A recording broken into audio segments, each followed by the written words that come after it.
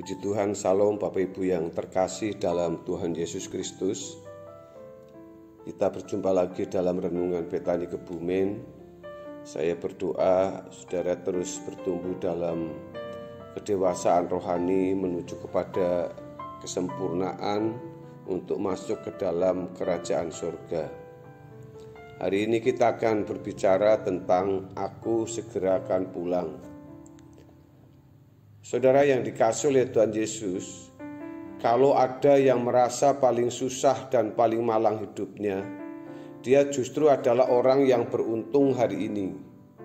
Mengapa demikian?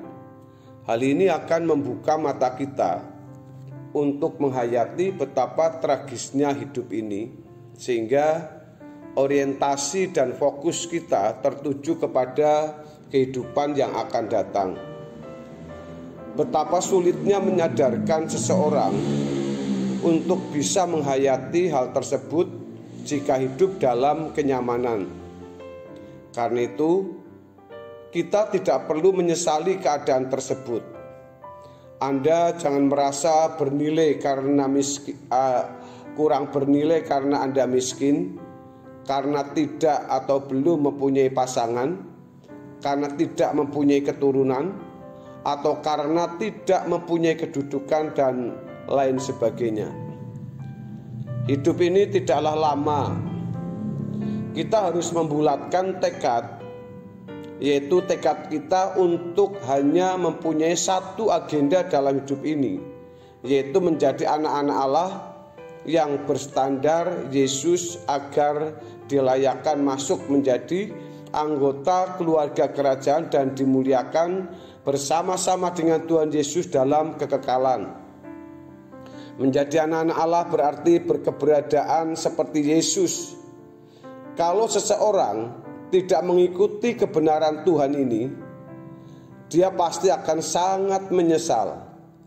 Kita hendaknya tidak menilai sesuatu yang lain sebagai masalah yang besar selain masalah kekekalan ini.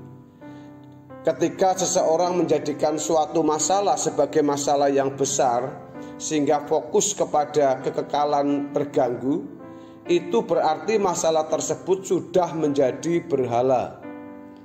Kalaupun masalah tersebut akibat kesalahan, kita dapat menyerahkan diri kepada Tuhan dan bersikap seperti Daud ketika ia harus menuai akibat kesalahannya.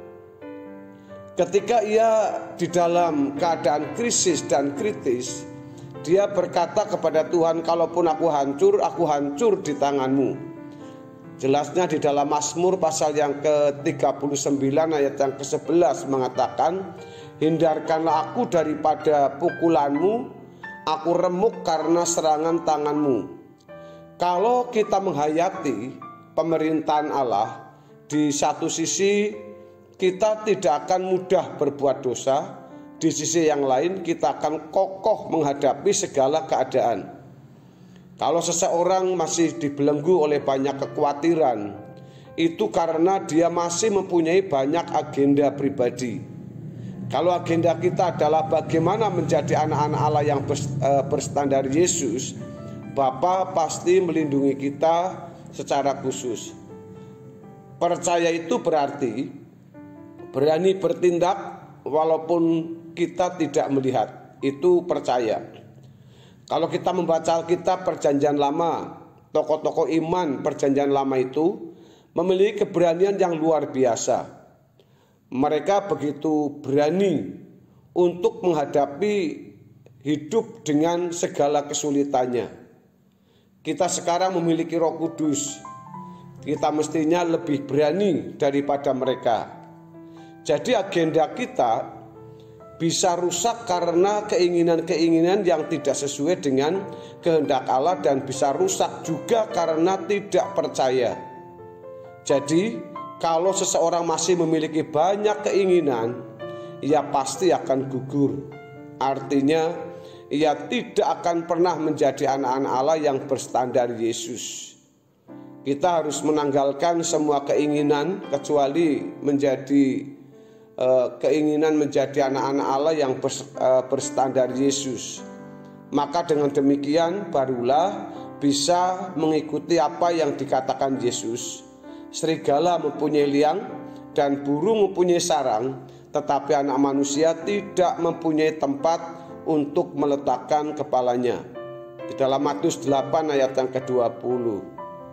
Orang yang merasa berhak memiliki keinginan adalah orang yang sombong.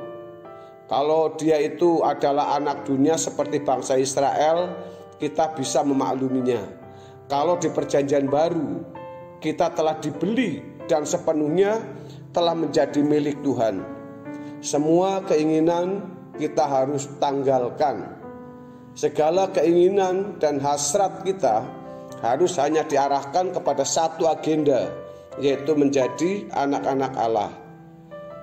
Banyak orang Kristen salah kaprah karena menyamakan dirinya dengan bangsa Israel. Bangsa Israel ini orientasinya masih pada perkara dunia. Orang percaya tidak boleh menyamakan diri dengan bangsa Israel. Panggilan orang percaya adalah bagaimana menerjemahkan hidup Yesus 2000 tahun yang lalu ke dalam hidup kita hari ini. Jadi, yang mengganggu agenda tunggal kita pertama adalah keinginan-keinginan dan perasaan tidak cukup. Sekarang tantangannya adalah apakah kita ingin mempunyai rasa cukup dan mematikan keinginan-keinginan kecuali keinginan serupa dengan Yesus. Kita harus memiliki prinsip aku segera akan pulang, yaitu ke surga. Memang kita tidak ingin mati konyol, kita mau mati terhormat dan bermartabat sebagai anak-anak Allah yang berstandar Yesus. Dunia kita hari ini sudah mengalami kemerosotan dalam segala aspek. Kalau kita berprinsip aku segera akan pulang, semua pun untuk Allah, bukan untuk keinginan diri sendiri. Yang kedua, yang menghalangi kita adalah ketidakpercayaan. Kalau fokus kita hanya menjadi anak-anak Allah, kita akan berusaha menjadi seperti Yesus. Dalam menghadapi berbagai masalah dan kebutuhan, semua akan dikontrol oleh Bapa. Suasana atmosfer rumah kita akan berubah, akan berbeda dari sebelumnya. Atmosfer dan suasana ruang kerja kita pun akan berbuah seiring dengan prinsip bahwa kita hanya mempunyai satu agenda, yaitu menjadi anak-anak Allah yang berstandar Yesus. Bapak Ibu Saudara yang dikasihi oleh Tuhan Yesus Kristus, di dalam kehidupan kita sekarang ini banyak sekali keinginan-keinginan, apalagi kita sekarang ada di era digital atau era modernisasi yang semua kita bisa melihat keindahan, kemewahan, bahkan yang kita bisa rasakan hari-hari ini bahwa kita harus benar-benar bisa bersaing dengan keadaan yang sedang dihadapi oleh kita. Kita tidak mau menjadi orang yang tertinggal di dalam dunia ini. Ya, kita mau sama atau paling tidak kita bisa merasakan apa yang dirasakan oleh keadaan dunia ini. Tetapi saudara, kita tinggal di dunia ini, kita harus punya prinsip. Kita tidak menjadi sama seperti orang-orang dunia. Bukan tidak boleh kita menikmati kehidupan yang Tuhan berikan kepada kita, tetapi kita mau dalam setiap aspek kehidupan kita, apapun yang kita lakukan, kalau kita diberkati untuk Tuhan. Kalau kita mengalami kehidupan yang berkecukupan, kita untuk Tuhan. Dan semua yang kita terima, yang kita dapat, semuanya itu harus dikembalikan pada satu prinsip atau pada satu tujuan kita, yaitu untuk Tuhan. Kalau kita memiliki prinsip seperti itu, kita akan berkata aku akan segera pulang. Artinya bahwa saudara dan saya siap untuk menemui atau berjumpa dengan Tuhan kapanpun itu waktunya, dengan cara apapun. Yang penting kita sekarang sudah mempersiapkan diri. Jadi Bapak Ibu yang dikasihi oleh Tuhan Yesus, manakala saudara hari ini sedang mengalami situasi yang malang dalam hidup kita, kita harus bersyukur kepada Tuhan. Karena pada waktu itu saudara, ketika kita sedang mengalami sesuatu yang sulit, mungkin sakit penyakit kita belum disembuhkan, mungkin kondisi ekonomi belum dipulihkan, mungkin masalah-masalah yang lain, oleh kondisi pergaulan mungkin kita berbeda dengan orang yang di dunia ini. Tapi satu hal yang harus kita ingat, itu bukanlah sesuatu yang malang bagi kita, itu justru adalah menjadi sebuah keberuntungan kita hari ini. Karena apa saudara? Kita akan membuka mata kita untuk menghayati betapa tragisnya hidup yang kita jalani ini. Lalu mata kita tertuju kepada Tuhan, fokus tujuan kita kepada kehidupan yang akan datang.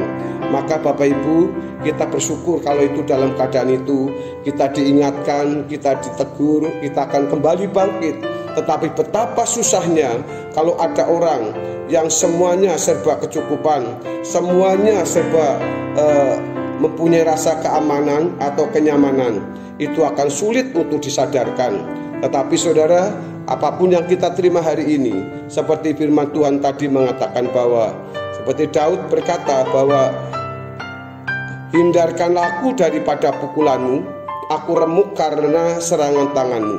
Artinya kalaupun aku hancur di tanganmu. Kalau itu aku harus sukses itu untuk kemuliaan nama Tuhan. Bapak Ibu, kiranya kebenaran firman Tuhan hari ini memberkati kita, dan mari kita semangat berjuang untuk kita pulang. Tuhan Yesus memberkati. Amin.